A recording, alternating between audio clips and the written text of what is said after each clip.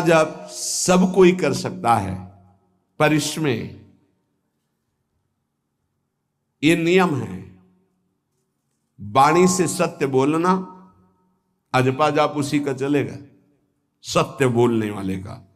ये जब उतरे हैं भगवत मार्ग में तो झूठ काहे को बोले भाई, काहे को झूठ बोले। लेकिन झूठ का तो ऐसा राज्य हो चुका है जबान पे, मतलब समझे में नहीं आता कि हम झूठ बोल रहे हैं।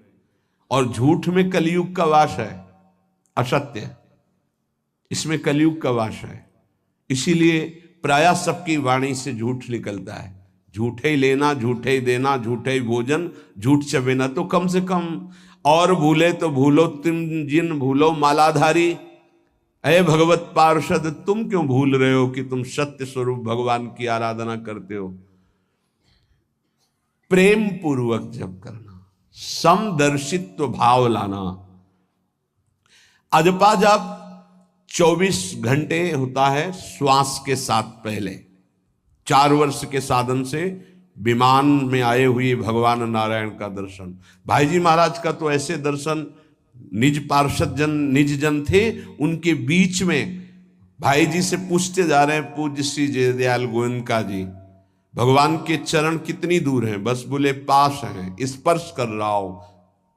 कैसे लोगों को विश्वास होगा? कैसे? जैसे वो एक विज्ञान से पढ़े लिखे डॉक्टर, तो उनको लग रहा था कि संत ऐसा कैसे कर सकते हैं कि किसी का कैंसर नष्ट कर दें। जैसे उनको लग, पूज्य राधा बाबा के प्रारब्ध को भाई जी ने अपने शरीर पर लिया। देखो, नाटक करना अलग बात है, सिद्ध संत जन करुणामय होते हैं। कल फिर बताया था, उन्होंने अपने प्रारब्ध जो भजन साधन से एकत्रित किया हुआ उनको दिया, प्रारब्ध अपने ऊपर ले लिया, अपनी टांग कटा ली उनका कैंसर। भाई जी अस्पताल में भर्ती रहे राधा बाबा की प्रारब्ध को लेकर के। इन संतों की महान उदारता और महिमा को कैसे कोई जानेगा। ये अजपा जाप में बड़ी सामर्थ्य है। इसमें क्या होता है कि जपना नहीं होता है, पर यहां तक पहुंचना कठिन है। पीछे बताया गया था कि इतने समय तक अगर आप वैखरी से भजन करें, परसों ही शायद चर्चा हुई थी, फिर आपके कंठ से चलने लगेगा, फिर आपके हृदय से चलने लगेगा, फिर नाभि से चलने लगेगा। ये श्वास पर अभ्यास किया जाता है। ऐसा जैसे आवाज ना निकले पर आप गुनगुनाओ, नाक की वायु को अंदर से काटते हुए नाम के द्वारा, बस आवाज नहीं निकल रही, क्या चल रहा है श्वास में। हमने नारायण शब्द का अभ्यास किया, नारायण स्वामी जी कह रहे, जो हमें गुरुजी ने दिया, नारायण नारायण। 24 घंटे इसका अभ्यास करते करते रोम रोम आनंद से भर गया और नारायण शब्द स्वाभाविक चलने लगा। अजपा जाप बहुत जल्दी भगवत साक्षात्कार कराता है। करता नहीं रहता जाप का, और जाप होता है। भोरी सखी जी ने भी कहा, नाम श्वास दो बिलक चलत है, इनको भेद नमो को भावे, श्वास ही नाम नाम ही श्वासा, नाम श्वास को भेद मिटा। बहुत जो चाहोगे प्राप्त हो जाएगा। ये रुपया पैसा संसार की भोग सामग्री, ये तो तुम्हें कोई देगा भी तो तुम्हारी इच्छा नहीं होगी, आसक्ति नहीं होगी इनकी तरफ। ब्रह्मादि के भोग सब विषम लागत ताई, नारायण ब्रज चंद की लगन लगी है जाई। अजपा जाप को निरंतर चलाने के लिए एकांत में भगवान की कुछ स्तोत्र और प्रार्थना है, उनको गाइए और रोइए, प्रभु से प्रार्थना कीजिए। क्या? मुझे अजपा जाप दे दीजिए, निरंतर भजन दे दीजिए, वो दे देंगे।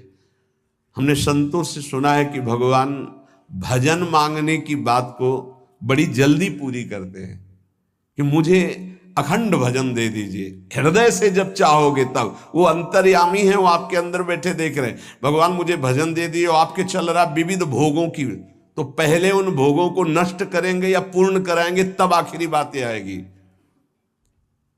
जब विभीषण जी श्री भगवान के सन्मुख गए तो भगवान ने सबसे पहली बात पूर्ण की जो लंका में चलते समय भाव आया था कि भगवान के चरणों का आश्रय लेकर उनके बाहुबल से इस रावण का विनाश करके जिस सिंहासन पर बैठकर इसने लात मारी यहीं बैठूंगा आके। पहला काम किया, समुद्र का जल मंगाकर लंकाधिपति पद पर अभिषिक्त कर दिया। और लंकेश कह के उन्होंने कहा कि प्रभु उर्कछु प्रथम वासना रही, प्रभुपद प्रीति सरित सो वही।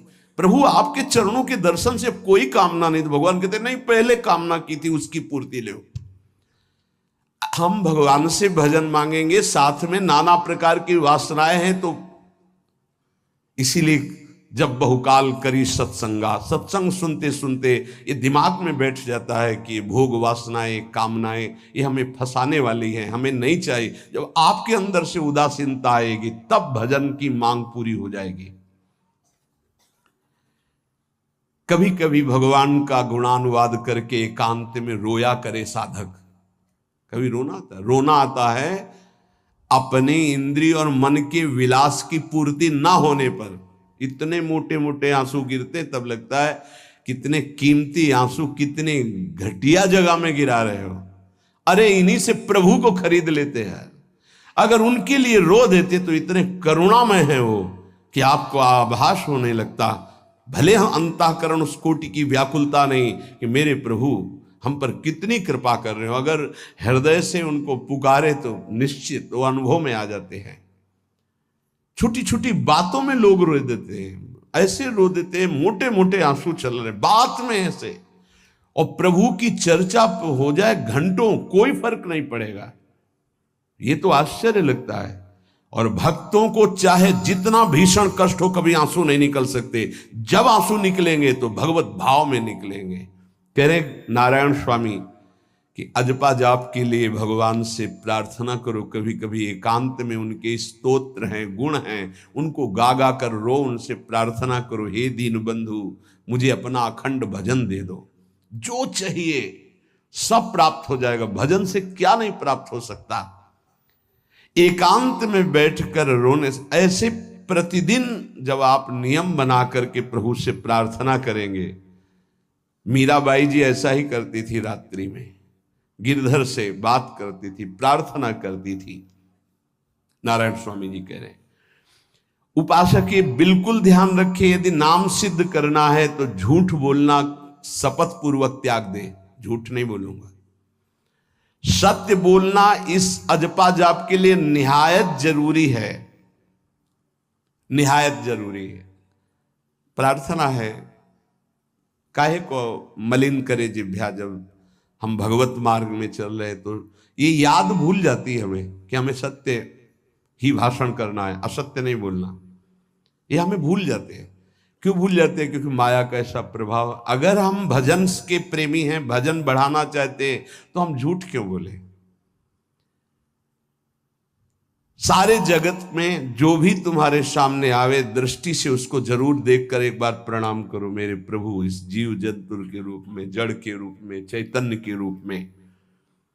इससे तुम्हारे हृदय में पवित्रता बढ़ेगी, अजपा जाप चलने में सहायक होगा।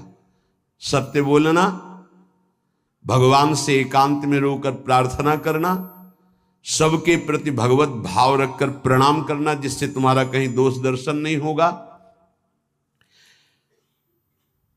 किसी के मन को दुखाने वाली कभी बात न कहे, किसी को दुर्वचन न कहे, किसी का वैर भाव अपने हृदय में स्वीकार न करे। ये साधन मैंने स्वयं किया है नारायण की कृपा से। इस दास को वेदांत का भी पूरा ज्ञान है और भक्ति मार्ग का भी।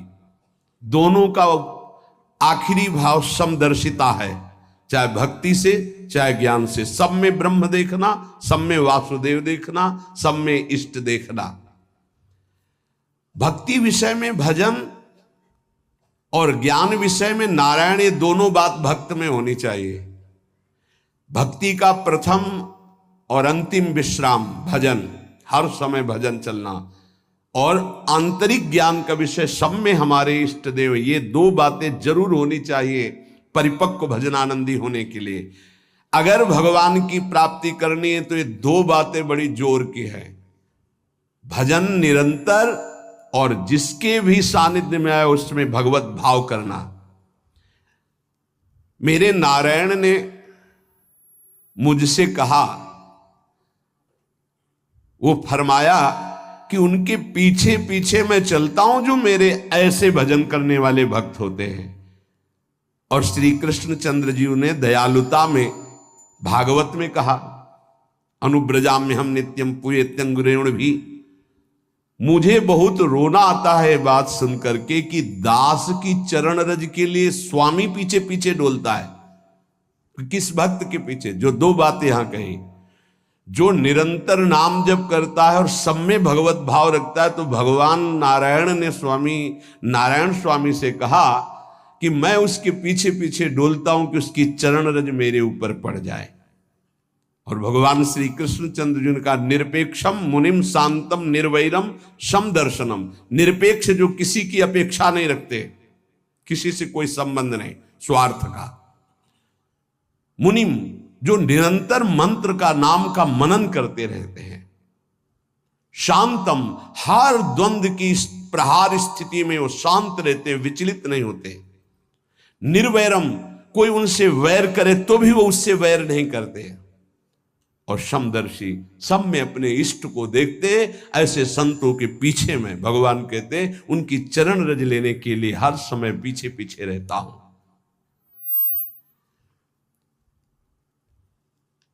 अहिंसा परमो धर्मा शास्त्रों में वर्णन किया गया है। इसलिए किसी भी जीव को कष्ट नहीं पहुंचाना है। गर्दन झुका करके रास्ते में चलना सीखो कि नीचे कोई जीव तो नहीं दब रहा हमारे पैर से। शरीर को सावधानी पूर्वक, किसी को दुख न पहुंच जाए मेरे शरीर से। वाणी को संभाल कर, किसी के हृदय में बाघ बाण ना लग जाए, वाणी का बाण ना लग जाए। बाहर का प्रहार तो सहा जाता है, लेकिन जब हृदय में शब्द चुभता है वचनों का, ये बाण खरकता रहता है। किसी भी जीव को कभी मारना नहीं, वो तुम्हें नुकसान नहीं पहुंचाएगा। गीता वाटिका में सांप निकला, फण वाला कोबरा। राधा बाबा ने कहा, देखो अभी केवल हमने देखा है, अगर और लोग देखेंगे तो आपको पीड़ा पहुंचा सकते हैं। इसलिए एक लकड़ी उठाई और कहा, मैं रास्ता बना रहा हूं, आप इधर से चले जाओ। ऐसे किया, सांप उधर चला। सब में भगवान है। अगर हम भगवत भाव करते हैं तो निश्चित वहां से कोई विरोध नहीं होगा। जब हम भगवत भाव करते तो सर्वात्मा भगवान वहां विराजमान, कैसे आक्रमण करेंगे? जैसे रत्नावती जी के लिए माधव सिंह ने जंगली शेर पिंजड़े में बंधवा कर वहां लाए और ऊपर से बालकनी से पिंजड़े का ऐसे खींच दिया गया, शेर बाहर निकला दहाड़ता हुआ। और वो पूजा में थी ठाकुर जी के। संतशाला में बहुत से संत विराजमान थे। दासी ने कहा, महारानी सावधान, सिंह। आरती करने जा रही थी मुड़ी और कहा, नहीं सिंह नहीं, नृसिंह। हमारे भगवान नृसिंह देव पधारे। और थाल लेकर मुड़ी तो जैसे सीधी गाय ऐसे खड़े हो गए। तिलक लगाया, आरती की, प्रणाम किया। सिंह घूमा और छलांग मारी ऊपर, जो बालकनी में राजा के पार्षद उसको बंदी बना करके लाए, सांप को फाड़ और जंगल में। किसी संत को, रत्नावती जी को या किसी को वहां कोई क्षति नहीं, लेकिन जो उनकी क्षति के लिए लाए थे उनके लिए वो सिंह, इनके लिए वो भगवान नरसिंह।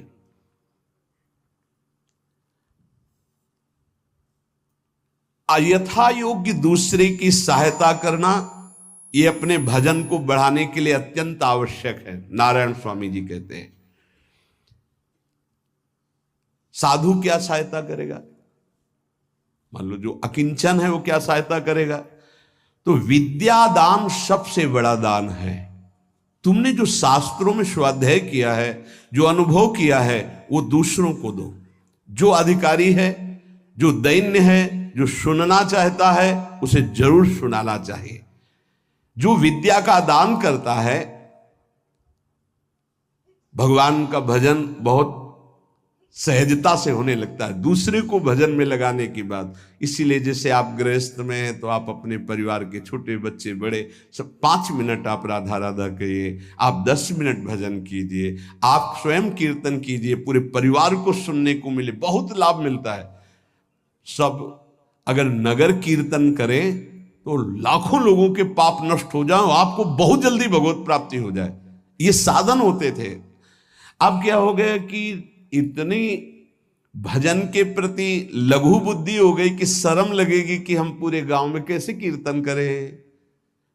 जो शर्म लगने वाली बातें उनमें शर्म नहीं, नाम जप में शर्म लगेगी कि हम 10 लोग मिलकर नगर कीर्तन करें।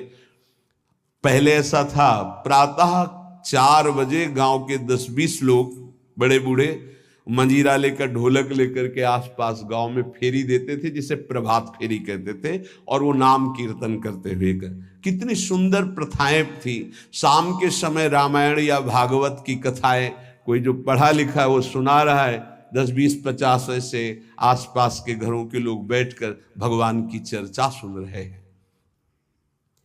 ये जरूर करना चाहिए, जो भजन के लिए बहुत उत्साह बढ़ता है। ध्यान करते समय, भजन करते समय मन तुम्हें घुमा घुमा कर माया में फंसाएगा। नारायण स्वामी का अनुभव, तुम्हें उसको घुमा घुमा के भजन में लाना है, ये युद्ध करना है। मन ने जो मांगा वही हम देने के लिए तैयार हो जाते हैं। ध्रुवदास जी कहते हैं, मन अब तक तूने जो कहा मैंने किया, मैं जो कहता हूं तुम्हें करना पड़ेगा। थोड़ा तो हिम्मत लाओ मन से लड़ने के लिए, और किसी से लड़ने की जरूरत नहीं। मन को जीत गए तो सच्चे गुरु बन जाओगे। मन को जिसने चेला बना लिया वही सच्चा गुरु नहीं। मन के सब चेला हैं, कोई बिरला ऐसा है जो मन को अपने शिष्य बना ले। बहुत ध्यान दीजिए, लाखों बार प्रश्न आते हैं ये। मन जब तुम भजन में बैठोगे तो घुमा घुमा कर माया में मारेगा, आपको वहीं गिराएगा। तुमको ये करना है कि उसे घुमा घुमा कर नाम में लाना है। चल राधा राधा राधा, तेरी एक बात नहीं सुनेंगे। इस साधन के करने से मन की शक्ति जो विषय भोगों में फंसाने वाली है वो कम हो जाती है।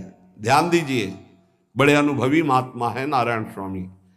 बार बार जब आप अपने मन को संसार की तरफ जाते हुए से घसीट कर नाम में लाएंगे तो कमजोर पड़ जाएगा और वो तुम्हारे अधीन होने लगेगा। मन जिसने अधीन कर लिया वो साक्षात भगवत स्वरूप हो जाता है। मन मारिया तन बस में की ना, हुआ भरम सब दूर, बाहर से कछ दिखत नाही, अंदर चमके नूर। आपो त्याग जगत में बैठे नहीं किसी से काम, उनमें तू कछु अंतर नाही, संत कहो चाहे राम। वो भगवान का स्वरूप हो जाते हैं। मन की प्रत्येक स्फुरणा पर ध्यान रहे, वो तुम्हें संसार की तरफ घुमा घुमा कर मारेगा, तुम्हें घुमा के नाम में लाना है। ये साधन तुम्हें अजपा जाप में स्थित करेगा। मन रूपी दर्पण को साफ करना है। जो जो वासना आवे उस वासना को नहीं भोगना है, इससे मन रूपी दर्पण साफ हो जाएगा। जैसे जैसे तुम वासनाओं को भोगते हो वैसे वैसे मन के ऊपर परत चढ़ती चली जाती है मल की, और जैसे जैसे तुम वासनाओं को नहीं भोगते हो तो मन निर्वासनिक होता जाता है। भोगने से सुख नहीं मिलेगा, ना भोगने से सुख मिलेगा। भोगने से शांति नहीं मिलेगी, ना भोगने से शांति मिलेगी। त्यागात् शांतिरंतरम। अब बहुत बुरा बैठ गया है ये हमारे हृदय में कि हमारे मन में जो आए वो भोग मिल जाए, हम सुखी। बड़ी कृपा। बोले जब से भजन शुरू किया बड़ा चमत्कार, जो चाहते हो जाता है। दुर्भाग्य, ये कोई सौभाग्य है? जो मन चाहे वो पूर्ण हो जाए सौभाग्य नहीं है। फिर वो तुमको अधीन करके जो तुम नहीं चाहोगे वो भी करवा लेगा। सौभाग्य है कि मन जो चाहता है वो हम नहीं करते। जो शास्त्र में लिखा है, गुरु आज्ञा, वही मन की बात मानते हैं। अभ्यास करते करते वासनाएं कम होने लगती हैं, फिर वासनाएं नष्ट हो जाती हैं, फिर स्फुरणा ही नहीं होती, अजपा प्रारंभ हो जाता है। विक्षेप यही वासनाएं पहुंचा रही भजन में। भजन से जो महासुख मिलता है तुम्हें कैसे बताऊं, नारायण स्वामी कह रहे हैं। मन को वश में करने पर जो सुख मिलता है वो ब्रह्मा को भी सुख नहीं है। अब आप सोच लीजिए, मन के अधीन होने पर दुर्गति तो सब देख रहे हैं, लेकिन मन को वश में करने पर जो सुख है वो परमेष्ठी पद ब्रह्मा में भी नहीं है। इसीलिए भक्त कहता है न पारमेष्ठ्यम न महेंद्र धिष्णम, नहीं चाहिए देवराज इंद्र का पद या ब्रह्मा का पद, ऐसा सुख स्वयं मिल गया क्योंकि मन अधीन हो गया। इसलिए इस दास ने स्वामी नारायण की कृपा से इस मन को अधीन किया। नेत्रों से जलधारा बहने लगी और हर समय नारायण की छवि नेत्रों में बस गई और जिह्वा ने प्रबल रूप धारण कर लिया, नारायण नारायण नारायण नारायण। अभी जिह्वा प्रबल रूप, समोसा चटनी ये वो कैसे नाम मीठा लगे, राधा नाम सुधा रसम, पानी आया मुंह में? नहीं। राधा नाम सुधा रसम, पानी आया मुंह में? नहीं आया। वह भी गरम गरम समोसा चटनी ये या अमुक चीज या अमुक, मुंह में पानी आ जाएगा क्योंकि हमारी जिह्वा का स्वाद बिगड़ गया। बोले हमारी जिह्वा प्रबल हो गई, किस बात में? रुकी नहीं रही, राधा राधा राधा राधा, जैसे राधा बाबा की। नारायण स्वामी जी कह रहे नारायण नारायण नारायण। हमने इसको कैसे वश में किया? बाजार में जाता, मिठाई की दुकान के सामने खड़े होता, जो सब चीज दिखाता और फिर कहता नारायण नारायण नारायण, कुछ नहीं मिलेगा। चलो फल की दुकान में जाता, जगह जगह इसको हर चीज दिखाया, कुछ नहीं दिया, ये हमको जलाया और हम नारायण नारायण के द्वारा इसको शांत किया। माया ने हर चीज मंगवाकर हमारे सामने रखी पर नहीं खाया। ध्यान दीजिए, महापुरुष अपने इसको लिखने के पहले उन्होंने लिखा है कि मैं कोई लेखक नहीं हूं, मैं उन साधकों के लिए जो भगवत साक्षात्कार करना चाहते हैं उनके लिए रात्रि में अपने प्रिय नारायण का भजन रोक करके कुछ बातें लिख रहा हूं। अगर इनको स्वीकार करोगे तो आपका भी अजपा जाप चलने लगेगा, आप भी भगवत साक्षात्कार कर लेंगे। जब हमने देखा कि बहुत सुंदर सुंदर भोजन बन करके हमारे सामने माया भेजने लगी, नारायण भेजने लगे, ऐसा नहीं कह रहे, देख लो साधक की चतुरता देखो। माया हमारे सामने अच्छा अच्छा भोजन पकवान, पर मैं कभी उन अच्छे भोजन को नहीं पाता, मामूली साधारण उससे निकाल करके भोजन पाता। जितने सिद्ध हुए हैं उनकी रहनी यही है। मिठाई चरफरा स्वादिष्ट जवान पर ना रखने का नियम ले लिया, ये बड़ी बात है। अभी कुछ समय पहले एक महापुरुष पधारे, उन्होंने पहले आजीवन मिठाई छोड़ दी, कोई मीठा, फिर नमक छोड़ दिया, फिर भगवदाकार वृत्ति में शरीर भी छोड़ दिया। क्या महापुरुषों ने पाया है कि हम प्राण और शरीरों को इस सब कुछ समझते। पहले ही बता दिया था 3 दिन पहले कि अमुक समय में शरीर छूटेगा, और हंसते खेलते सबके सामने शरीर समाधिस्थ होकर छोड़ दिया। मिठाई स्वादिष्ट चरफरा चाहते हैं अजपा जाप, लेकिन गुलाब जामुन पा करके, बढ़िया बढ़िया पदार्थ पा करके, भाई इनका प्रभाव है, ये भजन में नहीं लगने देंगे, देख लेना, भजन में नहीं लगने देंगे। और अभी 10 दिन केवल हमें समय दो आप, फिर हम आपको देखेंगे कि आप कितना भरपेट भोजन पाते हैं।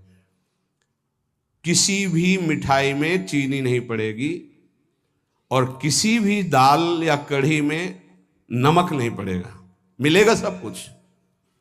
खीर भी मिलेगी, गुलाब जामुन भी मिलेगा, पर चीनी नहीं होगी। दाल भी होगी, सब्जी होगी, कढ़ी होगी, पर नमक नहीं होगा, चलेगा। 10 दिन बाद आप देखो अगर पेट न पचकने लगे तो स्वाद ही नहीं मिलेगा। ये क्या हो रहा है? ये जवान को संभालना है अजपा जाप के लिए, वो गोस्वामी तुलसीदास जी ने भी कहा है, अगर लोन बिना सब्जी ऐसे सीठा भोजन तो बहुत जल्दी नाम सिद्ध हो जाए। तो हम कह रहे चलो ऐसा नहीं सही तो पर सात्विक और थोड़ा पाना सीखो। देखो माया की व्यवस्था में कमी नहीं रहेगी, व्यवस्था तो बहुत जोर की होती रहेगी, आप चिंता ना करें। खाते खाते मर जाएंगे, भोजन कम नहीं होगा, ये सृष्टि का क्रम है। आप अपने अगर जिह्वा को आपने विविध प्रकार का स्वाद दिया तो इस दास ने जो अनुभव किया कि नाम जप नहीं चल पाएगा निरंतर। नारायण स्वामी कह रहे देख लो नाम चलाना है या रसेंद्री, थोड़ा नमक कम हो, नमक डलवा। अरे यार कभी कभी तो साधु को ऐसा सौभाग्य मिलता है कि नमक ना हो, कभी ऐसा बिगड़ा एक चुपचाप दबा के प्रसन्नता से मन की इंद्री को नहीं, शांत, कैसा भोजन, बहुत प्रसाद, बहुत सुंदर था। कभी ऐसा नहीं, कभी नमक ना हो, कभी कम नहीं मांगना चाहिए, कम से कम थोड़ा तो कभी कभी अवसर मिले ऐसा। कभी खीर बनाओ चीनी ना डालो, देखो ना बिल कभी ऐसा। फिर देखो खीर कौन मांगता है, एक दोना के बाद मान लो उपदेश हो गया कि तो एक दोना के बाद खीर नहीं, वो अजपा जाप के लिए खीर मना है अजपा जाप के लिए। ये रसेंद्री का विलास बहुत विचित्र, बहुत विचित्र है। खाते खाते मीठा शुगर हो गया, खाते खाते परेशान, लेकिन फिर भी रसेंद्री नहीं मानती। जो निरंतर भजन करना चाहता है उसे 24 घंटे गुरुजनों के द्वारा बनाई हुई दिनचर्या में ही रहना चाहिए।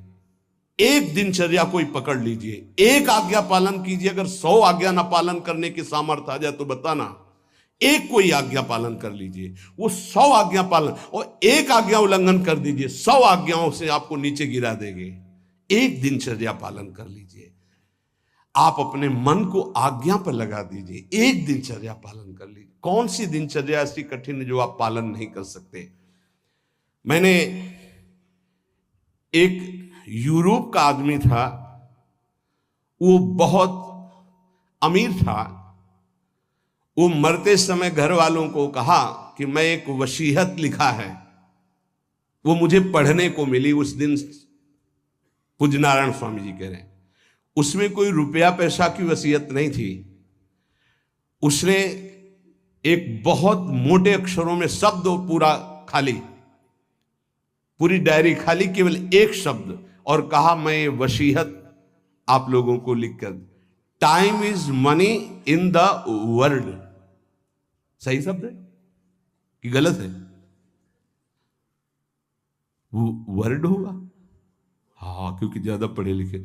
Time is money in the world, दुनिया में सबसे बड़ी संपत्ति समय है। दुनिया में सबसे बड़ी संपत्ति समय है। जब से मैंने ये पढ़ा तो इस दास ने समय की सदैव कद्र की है, हर समय को सार्थक किया है। या निरर्थक करने में समय की सार्थकता समझ रहे हैं। निरर्थक सोना, निरर्थक बातें करना, बिना भजन के जो सेकंड गया व्यर्थ गया। बहुत सुंदर बात है, जिसने समय की कीमत पहचान ली वो सबसे बड़ा संपत्तिवान। Time is money in the world, संसार में समय ही सबसे बड़ी संपत्ति है। समय की सदुपयोग वृत्ति, राधा राधा राधा राधा, इसको पाबंदी में बांधिए, तुम्हारा लोक परलोक दोनों सुधर जाएगा। समय को एक, इस समय ये, इस समय ये, इस समय ये, इस समय। परसों जब इसी का सत्संग हुआ था तो ये हुआ था कि यदि आपने किसी को 5 बजे का समय दिया तो 5 मिनट पहले पहुंच जाइए। ये साधक का लक्षण होता है। अगर 3:30 बजे से वाणी पाठ होता है तो आपको यहां 3 सवा 3 बजे ही उपस्थित हो जाना चाहिए। आप सर्वांतर्यामी भगवान के द्वारा दिया हुआ दिव्य मानव देह और दिव्य सत्संग और इसको दिव्य बनाने का अवसर खो मत। नहीं, ये सोने के लिए नहीं, ये व्यर्थ के लिए नहीं, ये मुंह दिखी करने के लिए नहीं है, ये अंता से पालन करने के लिए है। जब से मैंने ये शब्द पढ़ा था, time is money in the world, तो अपने जीवन में कभी एक मिनट भी व्यर्थ नहीं खोने दिया, एक मिनट भी। देखो, यही लगन नींद पर विजय प्राप्त करवाती है। यही लगन कि मुझे समय बर्बाद नहीं करना, जितना अधिक से अधिक भजन। पता नहीं आज शाम हो कि ना हो, हम क्यों अपने इस दिव्य समय को नष्ट करें। पर लोग समय कटता नहीं है, इसलिए टेलीविजन और कई कई प्रकार की बहिर्मुख वृत्तियों को स्वीकार करते हैं कि समय काटना है। बोले समय नहीं कटता। और सही पूछो तो भगवान से मनाया जाता है कि नींद ना आवे, कभी ये रात्रि ना हो, इसके लिए कि मैं रात्रि हो गई तो 10 घंटे 8 घंटे सो रहा हूं। नहीं, रात दिन भजन, जाना है यहां से। पता नहीं आप लोगों के दिमाग में है कि नहीं है, हर समय बात है कि जाना है। कोई भी मिनट आखिरी हो सकता है, बिल्कुल चलो, जाना है। फिर किस बात के लिए उदास हो जाना, निराश हो जाना, क्योंकि ये पक्का पता मुझे जाना है। कहां जाना है? लाडली जी के पास जाना है, जिनके लिए तरस रहे हैं उनके पास जाना है। तो उसमें कोई भय है क्या कि जाना? जिनके लिए हम तरस रहे, तड़प रहे, उनके पास जाना है। जहां अनंत जन्मों से बिछुड़े वहां जाना है। कोई आश्चर्य की बात है, कोई दुख की बात है, कोई घटना की बात है?